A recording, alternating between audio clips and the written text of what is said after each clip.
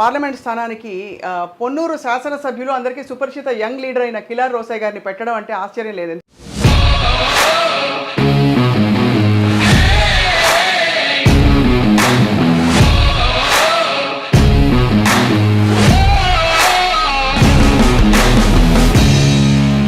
ధూళిపాల గారిని ఓడించడం అంటే అది మీకు అది ఎలా జరిగిందంటారు? ఏ అంశం వల్ల మీకు అంతటి గెలిపొచ్చింది? లాస్ట్ మినిట్ లో నన్ను సడన్ గా పొన్నూరు పంపించారు. అవును. సో పొన్నూరు పంపించినప్పుడు అందరూ కూడా పబ్లిక్ లో జగన్ గారి ఇమేజ్ క్లియర్ గా ఉంది. సో పొన్నూరుతో సంతృప్తి చెందారా? పొన్నూరు నియోజకవర్గంలో ఎప్పుడు కూడా ఎన్నో సంవత్సరాల నుంచి పెండింగ్ ఉన్న ప్రతిసారి జగన్మోహన్ రెడ్డి గారు కలిసినప్పుడల్లే ఆయన అడుగుతూ ఉండేవాడు. సో ఫాలోఅప్ చేసుకుంటూ ఉండేవాడు. సో ఆయన దగ్గర నుంచి మీరు చేసిన మంచి పనులతో పాటు అక్కడక్కడ మిమ్మల్ని ప్రతిపక్షం విమర్శించే ప్రయత్నం కూడా చేసింది కదా. 25 సంవత్సరాల్లో జరగని అభివృద్ధి పొన్నూరు నియోజకవర్గంలో ప్రజలు చూశారు. కానీ ప్రతిపక్ష నాయకుడు గతంలో ఉన్న ఇక్కడ పనిచేసిన ఎమ్మెల్యే ఆ గ్రావలో అతను కజిన్ ఇద్దరు కలిసి విపరీతంగా తవ్వేసి ఇవాళ ఏం చేస్తున్నాడు. అందుకని నేను ఎప్పుడు టీడీపీ అన్నో తెలుగు దుష్ప్రచారాల పార్టీ అంటాను ఎప్పుడు కూడా. ఈ మధ్య యాక్చువల్లీ మీ వాళ్ళు తెలుగు డ్రగ్స్ పార్టీ అని కూడా పెట్టినట్టు మొన్న సో దాంట్లో తెలుగుదేశం పార్టీ వాళ్ళు లీనమై ఉన్నారు, దాంట్లో ఇన్వాల్వ్ అయి ఉన్నారు. కానీ వాళ్ళు అమరాజా బ్యాటరీ తరలిపోవడం గురించి ఎందుకని విమర్శలు వచ్చాయి? తెలంగాణ ఎక్కువ ఇస్తారన్నారు, ఆఫర్ ఇచ్చారని వెళ్ళారని అందరూ అనుకుంటుంది. కానీ ఇక్కడ వైసీపీ మీద బురదేయడానికి ప్రయత్నం చేశారు. మీ రాజకీయ ప్రత్యర్థి తెలుగుదేశం పార్టీ తరఫున పెమ్మసాని గారు ఎన్ఆర్ఐ బరిలోకి దిగారు. తెలుగుదేశం పార్టీకి ఎక్కువగా ఎన్ఆర్ఐలు నచ్చుతుంటారా ఈ ఏరియాకి? చంద్రబాబు నాయుడు వల్ల ఈ రాష్ట్ర రాజకీయాలు చాలా వరకు కూడా దిగజారినాయి. తెలుగుదేశం పార్టీ మొట్టమొదటి నుంచి కూడా డబ్బులు ఉన్న వాళ్ళని ఎత్తుకుంటా ఉంటుంది ఎప్పుడు కూడా. It is over the period of years. మీరు చూడండి, అమెరికన్ ప్రతిభంతా ఇక్కడ చూపిస్తారు అన్నమాట. Americans are against to the Muslims కదా. సో ఇక్కడ అతను పుట్టి అక్కడ పెరిగాడు కాబట్టి అందుకనే ఆ పెద్ద జోక్ ఆఫ్ ఇండియా ఇదే. అందరూ కలిసికట్టుగా దాడి చేసి ఎట్టి పరిస్థితుల్లో మేము గెలుస్తామని చెప్పి ఏ ధీమాతో చెప్తున్నారండి ప్రతిపక్షాలు? ప్రజల కోసం కాదు, వాళ్ళు అధికారం కోసం అనేది ఇవాళ స్పష్టంగా చెప్తాం. వాళ్ళ ఫెయిలియర్ ఎక్కడంటే అది ఎందుకు చంద్రబాబు నాయుడు అది మేధావని చెప్పుకుంటాడు కదా, ఎందుకు చేయలేకపోయాడు ఇలాంటిది? ఇవన్నీ చూస్తూ ఉంటే అంటే ఎటువైపు పోతుంది ఈ కూటమి అనే ఒక డౌట్ అయితే కలుగుతుంది. వాళ్ళకి ఒక నిర్దిష్టమైన ప్రణాళిక లేదు, ఒక నియమావళి లేదు. సో ఎవ్వరు దారి వాళ్లే. కానీ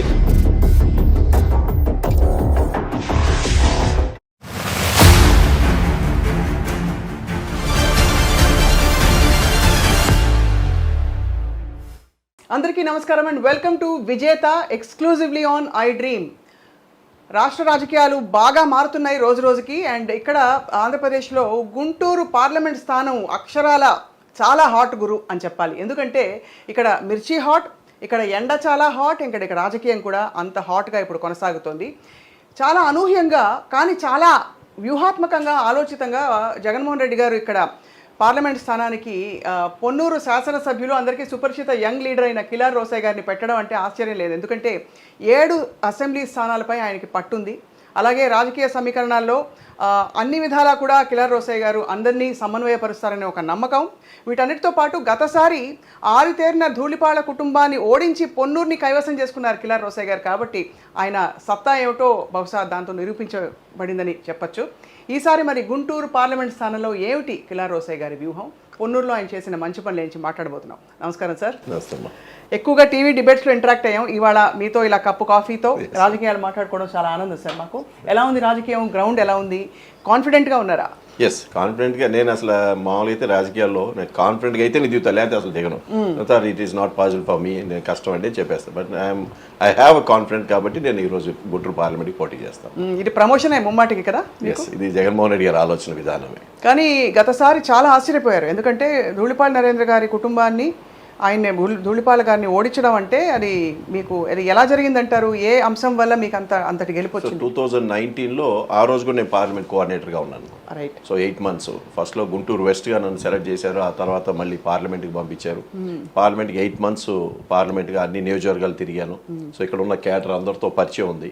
సో లాస్ట్ మినిట్లో నన్ను సడన్గా పొన్నూరు పంపించారు. అవును. సో పొన్నూరు పంపించినప్పుడు అందరూ కూడా ఏంటి ఇక్కడ వేశారు, ఇతను కష్టమైన సీట్కి తోసేశారు అని అందరికీ ఒక భావన.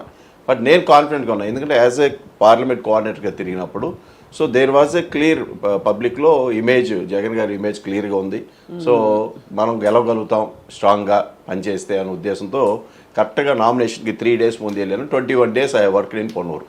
సో అక్కడ గెలవగలిగాం. ఈసారి మీ పార్లమెంట్ స్థానంలో ఉండే కీలక నియోజకవర్గాలు, స్టార్ కాన్స్టిట్యుయెన్సీస్ ఉన్నాయి. మంగళగిరి ఒకటి, తెనాలి ఒకటి. ఇవన్నీ కూడా అంటే బహుశా మీకు చాలా కీన్గా ఎలక్షనీరింగ్ చేయాల్సిన సందర్భం ఇది. సో పొన్నూరులో మీరు ఫస్ట్ ఆఫ్ ఆల్ మీరు పొన్నూరుతో సంతృప్తి చెందారా? మీరు చేసిన మంచి పనులు, రోడ్ వైడనింగ్ పనులు కావచ్చు. ఎస్, పొన్నూరు నేను గెలిచిన తర్వాత, ఎందుకంటే పొన్నూరు నియోజకవర్గంలో 30 సంవత్సరాల నుంచి ఒక్కొక్క కుటుంబంలో ఉన్నది. అది నేను అంతకుముందు కూడా గతంలో నేను పెళ్లి చేసుకుంది బాపట్ల, డాక్టర్ ఉమారెడ్డి వెంకటేశ్వర కాబట్టి బాపట్ల నుంచి Guntur up and down shift అయినప్పుడు ఆ రోజు ఎట్లా ఉందో ఈ రోజు కూడా అట్లానే ఉంది. సో నేను నా ముద్ర వేసుకోవాలి, సో నేను పనిచేయాలి, so I have to give ఒక స్టాండ్ అక్కడ అవ్వాలి అనే ఉద్దేశంతో నేను అన్ని మండలాల్లో కానీ పొన్నూరు పట్టణంలో కానీ బాగా కష్టపడటం జరిగింది. నేను మా ఫాదర్ చనిపోయినప్పుడు ఏ విధంగా పనిచేసాను, కష్టపడి బిజినెస్లో పైకి వచ్చాను, పొన్నూరు నియోజకవర్గానికి అంత కష్టపడ్డా. సో అక్కడ ఆ ప్రాంతంలో అన్ని దాదాపు ప్రతి ఒక్కరికి ఏది అడిగితే 10 మందికి ఉపయోగపడే ఏ పనైనా సరే వెంటనే పని చేయటం, దాన్ని ఫాలోఅప్ చేయటం, పని పూర్తి చేయటం. అలాగే పొన్నూరు నియోజకవర్గంలో ఎప్పుడు కూడా ఎన్నో సంవత్సరాల నుంచి పెండింగ్ ఉన్న ఈ రోడ్ వైండింగ్ కానీ, అదేవిధంగా చేబ్రోల్ బ్రిడ్జ్, మద్రాస్ కాలం మీద బ్రిడ్జ్, ఎప్పుడో బ్రిటిష్ కాలంలో 160 సంవత్సరాల క్రితం కట్టిన బ్రిడ్జ్, బకింగ్హామ్ కెనాల్ మీద బ్రిడ్జ్. సో అది ఎప్పుడో బ్రిటిష్ కాలం కట్టారు. సో దాని మీద ఎప్పటి నుంచో గత శాసనసభ్యుడు కర్తాలంటాడు, మొదలు పెట్టాడు.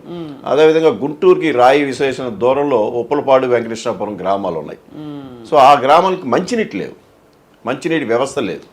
సరే ఇది ఎక్కడ మనం ఎక్కడో డీప్ ఆ ఫారెస్ట్లో గ్రామాలు కాదు కదా, ఇదేంటి గుంటూరు ఆనుకున్న ఊళ్ళో మంచినీళ్ళు లేకపోవటం ఏంటి అని చూసి దాని మీద కూడా కాన్సన్ట్రేషన్ చేసి పర్మనెంట్ సొల్యూషన్ సీఎం గారితో మాట్లాడి పర్మనెంట్గా కొత్త లైన్ గుంటూరు కార్పొరేషన్ నుంచి డైరెక్ట్ లైన్ ఆ 2 విలేజ్లకి వేసేసి ఇవాళ మంచినీళ్ళు ఇచ్చాను. రియల్లీ అక్కడ ఇర్రెస్పెక్టివ్ ఆఫ్ పార్టీ, ఉప్పలపాడులో అయితే తెలుగుదేశం మెజారిటీ వచ్చిన గ్రామం, వెంకటేశ్వరపురం కూడా మెజారిటీ వచ్చిన గ్రామాలు, అయినా నేను పార్టీగా చూడాల. సో అక్కడ నేను మంచినీళ్ళు ఏదైతే ప్రామిసులు ఉన్నాయో, గత శాసనసభ్యులు చేసిన ప్రామిసులు పూర్తి చేయాల. సో అలాంటివే నేను సాధించాలి అనే ఉద్దేశంతో నేను పార్టీగా చూడాల. సో అది చేసి వాళ్ళకి మంచినీళ్ళు ఇవాళ అందరూ హ్యాపీగా ఉన్నారు. మీరు చూసుకున్నారా నాడు నేడు అని? ఎస్, తప్పకుండా. ఎందుకంటే ఆ రోడ్ ఎలా ఉంది ఇప్పుడు ఎలా ఉందని, ఆ రోడ్డు పొన్నూరు రోడ్ వైండింగ్ అంతే అదే చేశాను, బ్రిడ్జ్ స్టార్ట్ చేశాను. అలాగే గ్రామాలన్నింటిలో కూడా ఇవాళ ఎక్కువగా బీసీ, ఎస్సీ, ఎస్టీ, మైనార్టీ ఉన్న గ్రామాల్లో ఎక్కడ కూడా అభివృద్ధి కార్యక్రమాలు అతను చేయలే. సో నేను ఆ కాన్సన్ట్రేషన్ చేసి అన్ని గ్రామాల్లో ఉన్న అవైలబిలిటీ ఆఫ్ ఫండ్స్ నుంచి, నేను ఎక్కడ కూడా నాకు ప్రభుత్వం నుంచి నేను ₹1 ఎక్స్ట్రా తీసుకురాలి, ఉన్న availability of funds, panchayat funds కానీ, మండల్ ఫండ్స్ కానీ ఈ తీసుకొచ్చి, ఇవి కాకుండా PMGSY ఫండ్స్ ఈ తీసుకొచ్చి అభివృద్ధి కార్యక్రమాలు చేసాం. మినిమం 50 లక్షల నుంచి 7 కోట్ల వరకు ఒక్కొక్క గ్రామంలో, అంటే కెపాసిటీ ఆఫ్ దట్ విలేజ్ని బట్టి నేను పనిచేయడం జరిగింది. సో ఇది నాకు ఒక మెంటల్ సాటిస్ఫాక్షన్.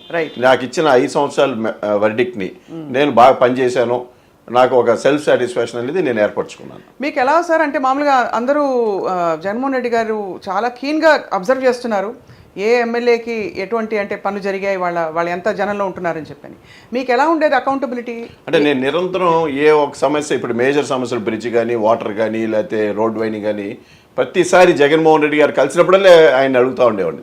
సో ఫాలోఅప్ చేసుకుంటూ ఉండేవాడిని. సో ఆయన దగ్గర నుంచి ఓకే అప్రూవల్ తీసుకొని ఇమీడియట్గా దాన్ని ఫాలోఅప్ చేసాడు. సో నంబర్ ఆఫ్ టైమ్స్, ఎందుకంటే వాళ్ళు నేను ఒక్కనే కాదు ఎమ్మెల్యే, 175 నియోజకవర్గాలు వాళ్ళ సమస్యలు ఉంటాయి. సో స్టేట్ మొత్తం సమస్యలు ఉంటాయి. సో ఆయన కలిసిన ప్రతిసారి నేను వెంటబడి నేను ఈ పనులు చేయించుకోగలిగాను.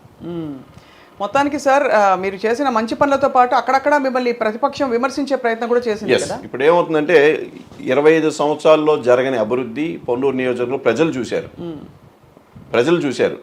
సో ఇది అండర్లైన్ చేసుకోవాలి, ప్రజలు చూశారు. కానీ ప్రతిపక్ష నాయకుడు, గతంలో ఉన్న ఇక్కడ పనిచేసిన ఎమ్మెల్యే ఎక్కడా కూడా ఏ అభివృద్ధి చేయలే. సో ఇంత అభివృద్ధి చేసేటికల్లే అతను ఓరలేకపోతా ఉన్నాడు. ఓరలేక ఒక మా మండలంలో చేబ్రోల్ మండలంలో గ్రావెల్ మైనింగ్ దగ్గర గ్రావెల్ దొరికింది. ఆ గ్రావెల్ అతను కజిన్ ఇద్దరు కలిసి విపరీతంగా తవ్వేసి ఇవాళ ఏం చేస్తున్నాడు, ఇవాళ వచ్చిన ఎమ్మెల్యే తవ్వేశాడు అని చెప్తాడు. రికార్డ్స్ ఉంటాయి కదా. ఎస్, అన్ని రికార్డ్స్ ఉన్నాయి నా దగ్గర, ఎవ్రీ రికార్డ్ ఉంది. అదే నేను ఎందుకంటే రాజకీయాల్లో వచ్చినప్పుడు ఇలాంటి బురద వేస్తారు అనేది సహజంగా నేను ఎప్పుడు ఎక్స్పెక్ట్ చేస్తాను. సో నేను రికార్డ్ మెయింటైన్ చేశాను. Record maintain number of times చూపించాను. కానీ తెలుగుదేశం పార్టీలో ఉన్న నాయకులకు ఒక లక్షణం ఉంది, ఒక అబద్ధాన్ని 1,00,000 సార్లు 1,00,00,000 సార్లు అని మాట్లాడతారు. అంటే నిజం అనిపించడానికి పదే పదే మనం చంద్రబాబు నాయుడు చూసాం. 2014లో జగన్మోహన్ రెడ్డి గారు 1,00,000 కోట్లు తిన్నాడు 1,00,000 కోట్లు తిన్నాడని రాష్ట్రం మొత్తం మైకులు పెట్టి ఏ విధంగా తిన్నాడు. ఇప్పుడు ఇక్కడ కూడా ఆ పాత అతను కూడా ఇట్లానే అవినీతి చేశాడు తవ్వేశాడు 700 ఎకరాలు అన్నాడు. 700 ఎకరాలు ఈజ్ ఇట్ పాసిబుల్ టు ఎస్కవేట్ అండి ఒకేసారి? సో 25 సంవత్సరాల నుంచి అక్కడ అన్ని భూములు ఇట్ ఈస్ ఇప్పుడు, ఎందుకంటే అన్ని ఇప్పుడు మనం ఉన్నాం ఏదైతే వాళ్ళు జీపీఎస్ సిస్టమ్ అంటున్నారో, జీపీఎస్ సిస్టమ్తో చూస్తే అర్థమైపోయింది ఎప్పుడు చేసింది అనేది. సో అంటే ప్రజల్ని ఒక అబద్ధాలుగా మాట్లాడతాం, ఒక దుష్ప్రచారం చేయటం అది తెలుగుదేశం పార్టీకి ఇచ్చింది. అందుకని నేను ఎప్పుడు టీడీపీ అన్నో తెలుగు దుష్ప్రచారాల పార్టీ అంటాను ఎప్పుడు కూడా. ఈ మధ్య యాక్చువల్లీ మీ వాళ్ళు తెలుగు డ్రగ్స్ పార్టీ అని కూడా పెట్టినట్టు. ఇప్పుడు మనం చూసాం మొన్న కంటైనర్ వచ్చింది కదా అక్కడ వైజాగ్. సో దాంట్లో తెలుగుదేశం పార్టీ వాళ్ళు లీనమై ఉన్నారు, దాంట్లో ఇన్వాల్వ్ అయి ఉన్నారు. కానీ వాళ్ళు స్టార్టింగ్ ఇన్వాల్వ్ అయిన దాన్ని కూడా మసలో పేపర్లో వైసీపీ మీద బురదేయడానికి ప్రయత్నం చేశారు. సో వాళ్ళు ఏంటంటే తెలుగుదేశం పార్టీకి ఉన్న మొట్టమొదటి నుంచి గుణం ఏంటంటే ఒక అబద్ధాన్ని 1,00,000 సార్లు మాట్లాడతారు. సో అది నిజం అనిపించడానికి చంద్రబాబు నాయుడు స్ట్రాటజీ ఇది.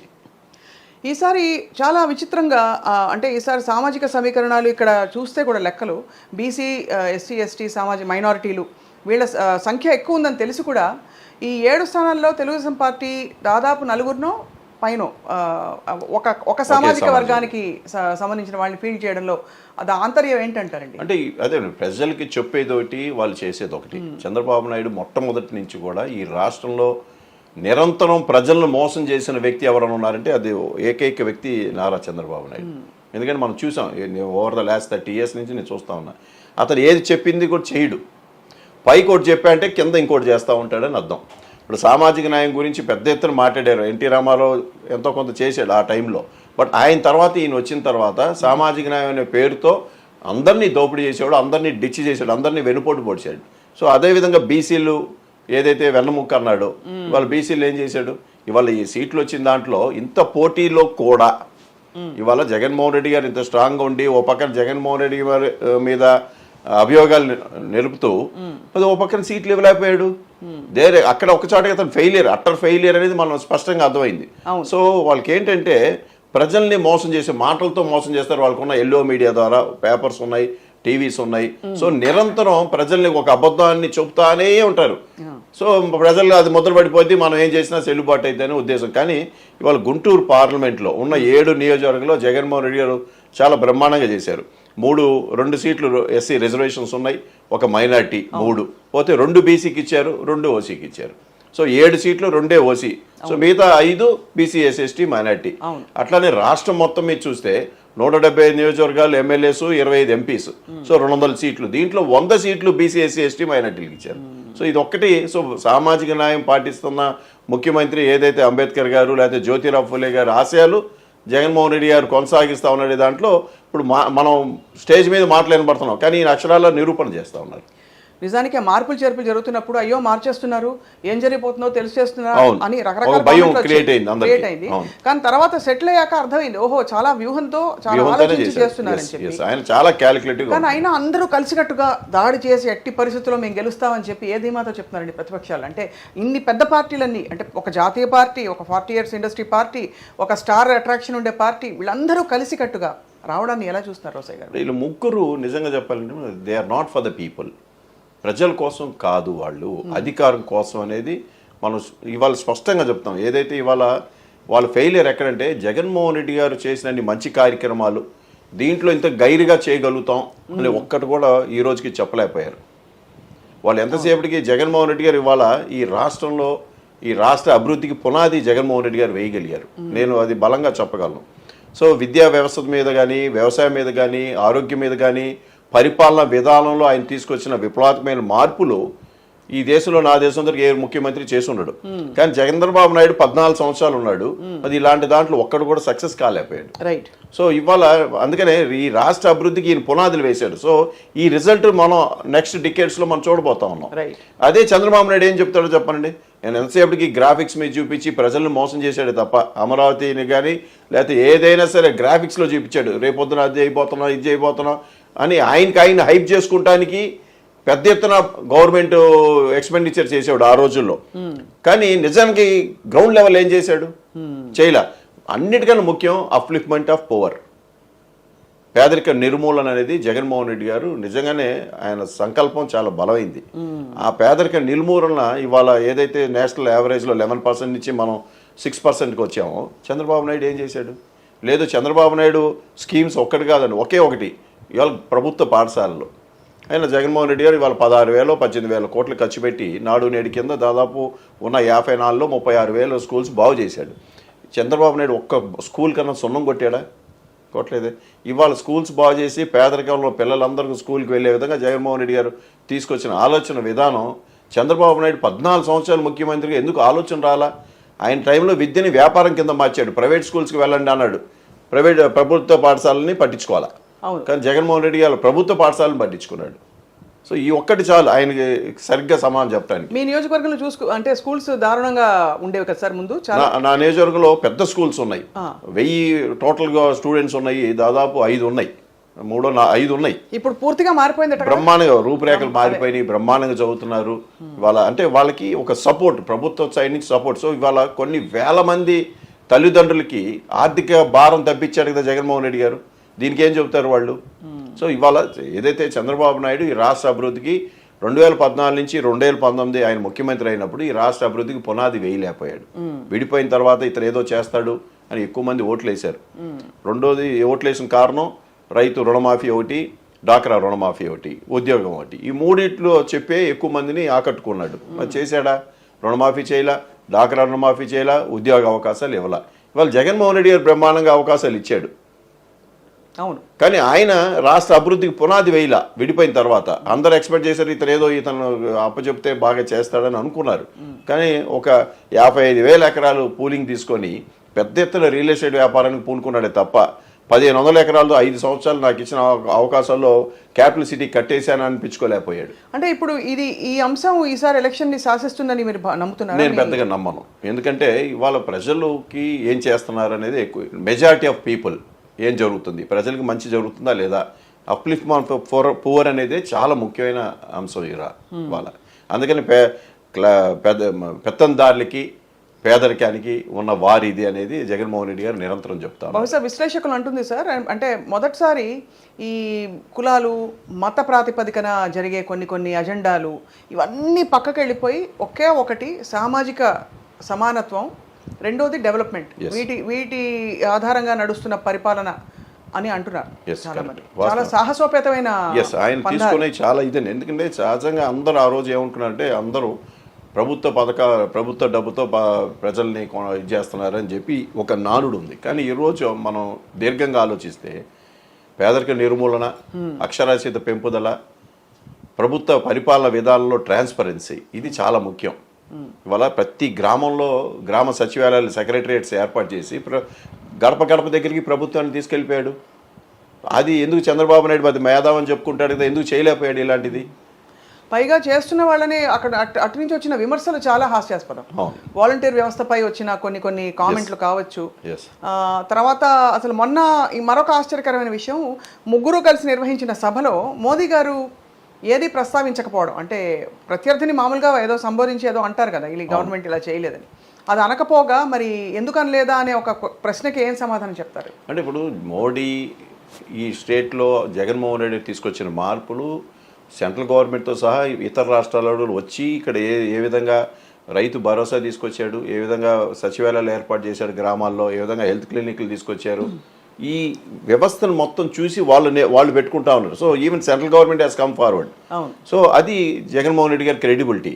జగన్మోహన్ రెడ్డి గారు ఎందుకంటే వాళ్ళలో నేను అనుకునేది అయితే ఆ ముగ్గురు మీద నమ్మకం లేదని అర్థం. వాళ్ళ మీద చంద్రబాబు నాయుడు ఏం చేశాడో మనకు తెలుసు, పవన్ కళ్యాణ్ ఇన్స్టెబిలిటీ మనకు తెలుసు. సో బీజేపీ ఇక్కడ ఉన్న రాష్ట్ర నాయకత్వం ఏం జరుగుతుందో తెలుసు. సో వీళ్ళు ఎక్కడ కూడా ఒక కామన్ ఎజెండా, ఒక కామన్ ప్లాట్ఫామ్ మీదకి రాలేపారు. పొత్తులు కలిశారు, నో డౌట్, అధికారం కోసం కలిశారు. కానీ ప్రజలకి మేము ఏం చేయగలుగుతాం, ఇదిగో నేను రేపు మమ్మల్ని గెలిపించండి, ఈ 3 పార్టీల కూటమిని మమ్మల్ని గెలిపించండి, ఇదిగో ఇంతకన్నా జగన్మోహన్ రెడ్డి గారైనా గైరుగా పరిపాలన విధానం తీసుకొస్తామనే మాట చెప్పలేకపోతా ఉన్నారు. సో ఇది చాలా ముఖ్యమైనది. సో ప్రజలు ఏం కోరుకుంటున్నారు? ఎస్, ప్రభుత్వం వల్ల మాకు మంచి జరుగుతుందా లేదా, మా జీవితాలు మెరుగుపడుతున్నాయా లేదా. ఇవాళ చూడండి, ప్రతి 100లో 70 మంది పేద కుటుంబాలు, సామాన్య కుటుంబాలు, మిగతా 30 members above class people. So ఆ 30 మెంబర్స్కి ఇబ్బంది లేదు. కానీ ఈ 70 మెంబర్స్ గురించి ఏ ప్రభుత్వం ఎప్పుడు చేయలే. అది జగన్మోహన్ రెడ్డి గారు చేశారు. అందుకని ఈరోజు జగన్మోహన్ రెడ్డి బలంగా ఉన్నారు. ఇక్కడ గుంటూరు మీ ఎంపీ గారిని చూసారా మీరు? అంటే ఆయన్ని కలిసారా కొన్ని సందర్భాల్లో? నేను ఎప్పుడు కూడా పాత ఎంపీ గల్లా జయదేవ్ గారిని ఎప్పుడు చూడలే. నేను 5 సంవత్సరాలు పొన్నూరు ఎమ్మెల్యేగా ఒక్కరోజు కూడా ఆయన ఎప్పుడు కూడా చూడలే. ఏ ప్రభుత్వ కార్యక్రమాల్లో కూడా ఎప్పుడు చూడలే, ప్రజలు కూడా ఎక్కడ చూడలే. దానికి ముందు దాంట్లో అక్కడక్కడ ఒకసారి కనబడ్డారనేది అందరు వినికిడి తప్ప నేనైతే ఎక్కడ కూడా చూడలే. నేను అందుకనే అందరు మీటింగ్స్ మీరు ఎప్పుడైనా చూసారంటే ఎవరు చూడలేదని అంటున్నారు. సో ఎప్పుడు చూడలే. ఇది రియల్గా గుంటూరు మీరు అన్నారు హాట్ సీట్. ఎస్, ఏపీ ఉమ్మడి రాష్ట్రంలో కానీ ఇప్పుడు కానీ గుంటూరు ఒక ప్రధాన కేంద్రం. ఫస్ట్ ఎడ్యుకేషన్ సెంటర్ పూర్వం, తర్వాత కమర్షియల్ సెంటర్ అయిపోయింది, బిజినెస్ సెంటర్. ఎందుకంటే చిల్లీస్, కాటన్ లేకపోతే మన టొబాకో, పల్సెస్ ఇవన్నిటి గుంటూరు ఒక పెద్ద hub. Compare to Vijayawada, business are more in Guntur. కానీ విజయవాడ వచ్చి ఒక మెయిన్ లైన్లో ఉంది కాబట్టి, రైల్వే కానీ హైవే మీద కానీ అన్నిటి మీద ఉంది కాబట్టి అది పేరుగాంచింది. బట్ గుంటూరు యాక్చువల్గా అన్నిటికన్నా ఎక్కువ ఇది. కానీ గుంటూరుకి ఆ ప్రాధాన్యత తీసుకురాకపోయారు. అంటే చాలా ఇక్కడ ఉన్న మౌలిక సదుపాయాలు, ఈ ఏరియాలో ఇండస్ట్రియల్ డెవలప్మెంట్ ఎక్కడ కూడా తీసుకురాలేదు. చాలా అవకాశాలు అయితే ఉన్నాయి. ఇక్కడ చాలా అవకాశాలు ఉన్నాయి. సో యాజ్ ఎ ఇండస్ట్రియలిస్ట్, ఆయన ఒక ఇండస్ట్రియలిస్ట్. సో మనకన్నా ఇంకా ఆయనకి ఎక్కువ ఐడియాస్ ఉంటాయి. యాజ్ ఎ ఇండస్ట్రియలిస్ట్ బ్యాటరీ తరలిపోవడం గురించి ఎందుకని విమర్శలు వచ్చాయి? అదండి ఆయన చెప్పాలి అది. ఎందుకంటే ఒక ఇండస్ట్రియలిస్టు ఈ ప్రాంతంలో 10 సంవత్సరాలు మనల్ని ఎన్నుకున్నారే, 2 దఫాలు మనం ఎంపీగా ఎన్నుకున్నారే, సో ఈ ఏరియాలో మన ఇండస్ట్రీ పెట్టాలని ఆయన ఎందుకు ఆలోచన రాలా? ఇది మనం ఆలోచన చేయాలి కదా. ఎందుకు ఒక ఇండస్ట్రీ, ఒక యాన్సిలరీ, సరే ఒక మెయిన్ దానికి సంబంధించిన యాన్సిలరీ ఇండస్ట్రీ అయినా పెట్టచ్చు కదా. అదేదో మీరు ఇబ్బంది పెట్టి ఆయన వెళ్ళిపోయినట్టు అంటే ఒక ప్రొజెక్షన్ జరిగింది. అప్పుడు నిజంగా జరిగితే ఆయన చెప్పాలి కదా. చెప్పలా. తెలంగాణ వెళ్ళిపోయారు, అక్కడ తెలంగాణ ఎక్కువ ఇస్తారన్నారు, ఆఫర్ ఇచ్చారని వెళ్ళారని అందరూ అనుకుంటుంది. కానీ ఇక్కడ ఏపీ నుంచే ఇండస్ట్రీ మార్చేశారు. సో రియల్గా ఉన్నట్టయితే ఈజ్ ఇన్ సెంట్రల్, ఎంపీగా ఉన్నాడు, సో ఈ కెన్ యూజ్ ఈజ్ పవర్. కానీ అది కూడా ఎక్కడా లేదు. సో ఈ ప్రాంతం బాగా వెనకబడిపోయింది ఈ 10 ఏళ్లలో. కానీ ఎంప్లాయ్మెంట్ స్టాటిస్టిక్స్ చూస్తే తెలంగాణ కంటే కూడా ఆంధ్రప్రదేశ్ ముందుంది గత కొన్ని సంవత్సరాల్లో అని చూసి ఆశ్చర్యపోయారు చాలామంది. ఇది కేంద్ర ప్రభుత్వ అంటే సంస్థల లెక్కలే, ఇదేదో మామూలుగా ఏదో సర్వే సంస్థలు కాదు. సో కానీ అటువంటి విషయాలని ఎందుకు మీ ప్రభుత్వం చెప్పుకోలేకపోయింది? అదే మాకున్న మీడియా కొద్దిగా వీక్, ఏ మాటగా మాట ఒప్పుకోవాలి, సరిగ్గా ప్రచారం చేసుకోకపోవటం. అప్పటికి చేస్తూ ఉన్నారు, దీన్ని ఒక వైడ్ పబ్లిసిటీ చేసి ఉండాలి. అయినా సరే పబ్లిక్కి తెలుసు. ఎందుకంటే జగన్మోహన్ రెడ్డి గారు వచ్చిన 6 నెలల లోపలే 4 లక్షల ఉద్యోగాలు ఇచ్చారు. So really wonder. 1,37,000 సచివాలయం staff, irrespect of caste, creed, party లేకుండా ఎగ్జామ్స్ ఒక నెల సెప్టెంబర్ 1, 2019 పెట్టారు. సెప్టెంబర్ 30లో రిజల్ట్స్ ఇచ్చేసి హైయెస్ట్ మార్క్స్ ఉన్న వాళ్ళందరికీ జాబ్స్ ఇచ్చేశారు. దాంట్లో no reservations, nothing, no MLA, no MP, no minister, ఎవరి ప్రమేయం లేకుండా ట్రాన్స్పరెంట్గా ఇచ్చేశారు. ఇది రియల్ రికార్డ్ ఇన్ ఇండియాలో. మనకున్న సొసైటీలో చాలా రకరకాల దుష్ప్రచారాలు ఉంటాయి, అపోహలు ఉంటాయి. కానీ అట్లా ఇవ్వటం అనేది నిజంగానే గొప్పతనం అది. సో అది కాకుండా ఇండస్ట్రియల్ పాలసీ తీసుకొచ్చినప్పుడు వైజాగ్ సమిట్లో 13.5 లక్షల కోట్లు ఇన్వెస్ట్మెంట్స్, దానికి 4 లక్షల ఉద్యోగాలు, అవన్నీ కూడా 100% అయ్యి మెటీరియలైజ్ అవుతాయి. సో ఇది కాకుండా హెల్త్ డిపార్ట్మెంట్లో నంబర్ ఆఫ్ జాబ్స్ ఇచ్చారు. ఎందుకంటే హెల్త్, ఆయన ఎడ్యుకేషన్, హెల్త్ మీద ఆయనకు చూపించినంత ఇంట్రెస్ట్ రియల్గానే ఇట్ ఈస్ వండర్స్. ఎవరు చూపించలేదు. అంత ఖర్చు పెట్టి అన్ని ఉద్యోగాలు ఇచ్చి, కరోనా ఎదుర్కొన్న తర్వాత కూడా, కరోనా ఫేజ్ అయిపోయిన తర్వాత కూడా ఎక్కువ ఇంపార్టెన్స్ ఇచ్చారు. ఈ స్కూల్స్ విషయంలో రోసయ్య గారు మీకు ఆనెస్ట్గా అనిపిస్తుందా? మీకు కూడా అంటే మీరు విద్యా సంస్థలతో అనుబంధం ఉన్న కుటుంబంలో ఉన్నారు కాబట్టి రాను అంటే మామూలుగా అందరి కుటుంబాల పిల్లలు కూడా కేవలం పేదవారికి మాత్రమే గవర్నమెంట్ స్కూల్స్ కాదనే చందంగా ఆ లెవెల్కి ఆ స్టాండర్డ్కి వస్తుందని 100% వేద్దండి. ఎందుకంటే దీంట్లో మనం చూడాల్సింది ఆయన సరే అదర్ పిల్లలకి డ్రెస్సెస్ లేదా గోరుముద్ద కార్యక్రమం ఇవన్నీ కాకుండా స్కూల్స్ మౌలిక సదుపాయాలు కాకుండా in terms of quality of education. So English medium ప్రవేశపెడతాం. It is a very much necessary. అవును, ఎందుకంటే we have to reach out anywhere in the world అంటే ఇంగ్లీష్ మీడియం అవసరం. ఉండాలి. రెండు, వాళ్ళకి ఆ యాక్సెసిబిలిటీ వెళ్ళటానికి బైలింగ్వల్ టెక్స్ట్ బుక్స్ ఇవ్వడం, ఈజీగా యాక్సెసిబిలిటీ. మూడోది ట్యాబ్స్ ఇవ్వడం. ఈ మూడు రియల్లీ హస్ డన్ వండర్స్. ఆలోచనలు అంటే లిటరల్లీ ఎంత డీటెయిలింగ్ తో జరిగిందో అర్థమవుతుంది. ఈ హిమ్సెల్ఫ్ అంటే సీఎం గారే పర్సనల్ ఇంట్రెస్ట్ తో చేసిన ఇవన్నీ. అవును, no one has given that much of interest ఎప్పుడు కూడా. అది నిజంగానే ఇట్ విల్ పే. ఈ రాష్ట్రంలో అక్షరాస్యత తెలుగుదేశం హయాంలో కేవలం 66% ఎంత ఉండేది. మరి చంద్రబాబు నాయుడు గొప్పలు చెప్పుకున్నాడు కదా, మరి ఇవాళ ఏమైంది? 66%. అదే కేరళ 92-93%. మరి మనం ఆ రేంజ్కి వెళ్ళాలంటే we have to give a support to the ground level. అది జగన్మోహన్ రెడ్డి గారు చేశారు. ఇక చాలా కీలక విషయం, మీ రాజకీయ ప్రత్యర్థి తెలుగుదేశం పార్టీ తరఫున పెమ్మసాని గారు ఎన్ఆర్ఐ బరిలోకి దిగారు. ఇక్కడ ఏంటి, తెలుగుదేశం పార్టీకి ఎక్కువగా ఎన్ఆర్ఐలు నచ్చుతుంటారా ఈ ఏరియాకి? అంటే తెలుగుదేశం పార్టీ మొట్టమొదటి నుంచి కూడా డబ్బులు ఉన్న వాళ్ళని ఎత్తుక్కుంటా ఉంటుంది ఎప్పుడు కూడా. ఇట్ ఈస్ నాట్ ఇవాళ కొత్త ఏం కాదు. Over the period of years మీరు చూడండి, రాజ్యసభ ఎన్నుకున్న మెంబర్స్ కానివ్వండి, లోక్సభ మెంబర్స్ ఎక్కువ కానివ్వండి, లేదా గుంటూరు ఎప్పుడు కూడా డబ్బులు ఉన్న వాళ్ళకి ఎక్కువ చూస్తుంది. ఎందుకంటే డబ్బుతోనే గెలవాలి. ఈ రాష్ట్ర రాజకీయాల్లో నేను బలంగా చెప్పగలను, చంద్రబాబు నాయుడు వల్ల ఈ రాష్ట్ర రాజకీయాలు చాలా వరకు కూడా దిగజారినాయి. మనీ పవర్ అనేది అతను స్టార్ట్ చేసిన తర్వాత ఈ రాజకీయాలన్నీ కూడా ఈ విధంగా తయారైనాయి. మనీ యూసేజ్ ఎక్కువ అయిపోయింది.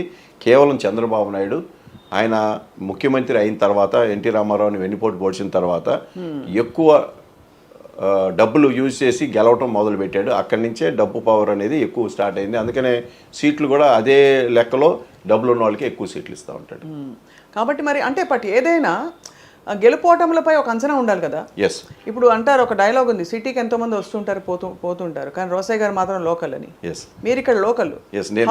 సంబడి ఫీల్డ్ అంత ఆరితేరిన అనుభవం ఉండే రాజకీయ party field NRI who does not have local, భాష కూడా కొంచెం ఇబ్బంది పడే వ్యక్తి. సో ఇవాళ ఏమవుతుందంటే పీపుల్ హ్యావ్ ఎక్స్పీరియన్స్డ్. ఒక 10 years ఒక ఎంపీ ఇక్కడ కనబడకుండా తిరిగాడు. మనం గెలిపించిన ఎంపీ 10 సంవత్సరాలు కనబడకుండా ఉన్నాడు. Even though is an industrialist, లే మ్యాన్ కాదు, ఎంతో చేయగల కెపాసిటీ ఉన్న అతనే. ఒక ఇండస్ట్రియలిస్ట్ అంటే ఈ హ్యావ్ సచ్ ఎంతో కొంత ఒక నాలెడ్జ్ ఉంటుంది. కానీ కనీసం ఆ నాలెడ్జ్ కూడా ఈ ప్రాంతంలో అతను ఉపయోగించుకోలేదు. నెంబర్ 1.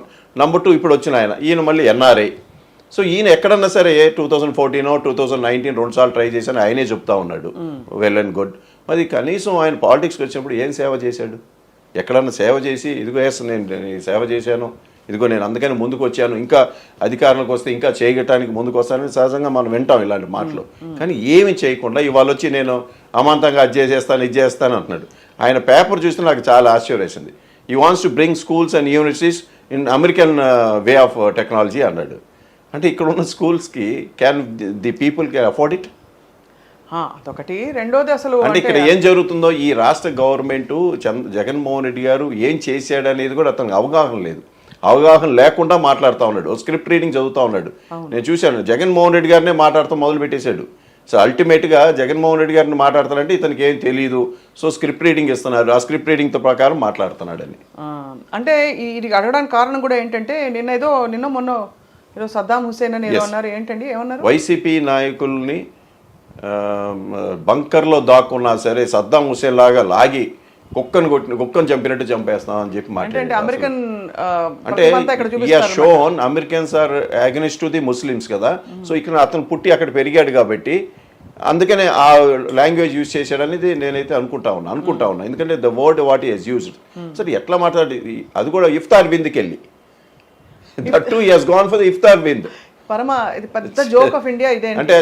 అంటే ఈ నాలెడ్జ్ ఏంటి అనేది మనం అర్థం చేసుకోవాలి. సెన్సిటివిటీ కొంచెం తెలుగుగా ఆలోచించే వాళ్ళు కనీసం అంతైనా చూసుకుంటారు కదా. ఇప్పుడు మనం విన్నాం ఆయన ఈజ్ ఎడ్యుకేటెడ్ విన్నాం, సంతోషం, well and good. But he has to speak in such a way that ఆ ఎడ్యుకేషన్ నీకేం నేర్పించింది, నువ్వేం ప్రజలకు ఏం చేయగలుగుతారో అది చెప్పాలి. అది చెప్పకుండా ఆయన అమాంతంగా అక్కడ అమెరికా నుంచి వచ్చేసి వాళ్ళ స్క్రిప్ట్ తీసుకొని స్క్రిప్ట్ రీడింగ్ ప్రకారం చదివేస్తున్నాడు. సో ఆ పీపుల్ అనేది తనకి ఏదో బాగా రాజకీయ నాలెడ్జ్ ఉంది అనుకుంటారని అట్లా మాట్లాడాడు అనుకుంటున్నాను నేను. చాలా ఆశ్చర్యం. ఎందుకంటే అసలు ఈ కూటమిలో చూస్తే కూడా అందరూ మాట్లాడేవి కూడా దాదాపు తలతిక్కగా అనిపించాయి చూసే వాళ్ళకి దే వాంట్ ఇన్స్టిగేట్ పీపుల్, అంటే దే వాంట్ ఇన్స్టిగేట్ పీపుల్ అనమాట. కానీ ఇన్స్టిగేట్ చేయడానికైనా ఒక బేసిస్ లేకుండా ఇఫ్ ఒక కేంద్ర నిఘా వర్గాల రిపోర్ట్ ప్రకారం ఇక్కడ వాలంటీర్ హ్యూమన్ ట్రాఫికింగ్ జరుగుతుందని పవన్ కళ్యాణ్ గారు అండ మొదలుకుని లోకేష్ గారు ఇంకొక అభియోగం ఏదో వేయడం అండ్ అంటే చూస్తూ ఉంటే చంద్రబాబు నాయుడు గారికి రెస్ట్ ఇవ్వాలని భువనేశ్వర్ గారు మాట్లాడడం, ఇవన్నీ చూస్తూ ఉంటే అంటే ఎటువైపు పోతోంది ఈ కూటమి అనే ఒక డౌట్ అయితే కలుగుతుంది. వాళ్ళకి ఒక నిర్దిష్టమైన ప్రణాళిక లేదు, ఒక నియమావళి లేదు.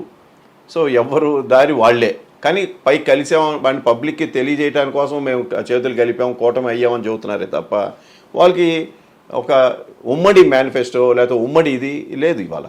రైట్. ఇప్పుడు చంద్రబాబు 6 పాలసీలు అంటాడు, బీజేపీ ఇంకోటి అంటది, పవన్ కళ్యాణ్ ఇంకోటి అంటాడు. So they doesn't have a common platform, common manifesto లేదు. రైట్. మొత్తానికి కిలార్ రోసే గారు మీరైతే బరిలోకి దిగారు. మీ ప్రచార శైలి ఎలా ఉంటుందో మేము రాబోయే రోజుల్లో చూడబోతున్నాం. ఇవాళ చాలా విషయాల మీద స్పష్టత ఇచ్చినందుకు మీకు ధన్యవాదాలు సార్. నమస్కారం. నమస్కారం. థ్యాంక్ యూ అండి.